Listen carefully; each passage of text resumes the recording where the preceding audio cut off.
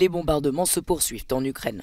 Ce mardi, une frappe russe a partiellement détruit ce bâtiment de l'administration régionale de Mykolaiv, dans le sud du pays. Au moins 7 personnes ont été tuées et 22 autres blessées. Une nouvelle attaque qui a surpris la population de cette ville d'1,5 million d'habitants après plusieurs jours de répit. Assiégée par l'armée russe depuis le début du conflit, Mariupol est aujourd'hui en ruine.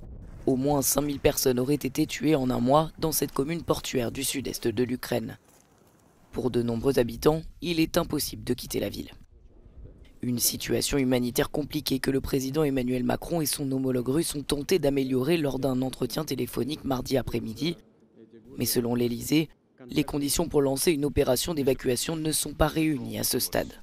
En visioconférence devant les parlementaires danois, le chef de l'État ukrainien a appelé l'Europe et le Danemark à défendre leurs valeurs face à la Russie. Ce que les troupes russes font à Mariupol est un crime contre l'humanité qui se déroule sous les yeux de toute la planète, en direct. Pourquoi est-ce possible?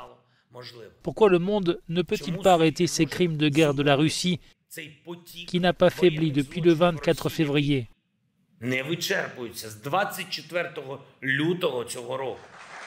À la demande de 41 États, dont les 27 de l'Union européenne, la Cour pénale internationale de La Haye a ouvert le 3 mars dernier une enquête sur des allégations de crimes de guerre en Ukraine.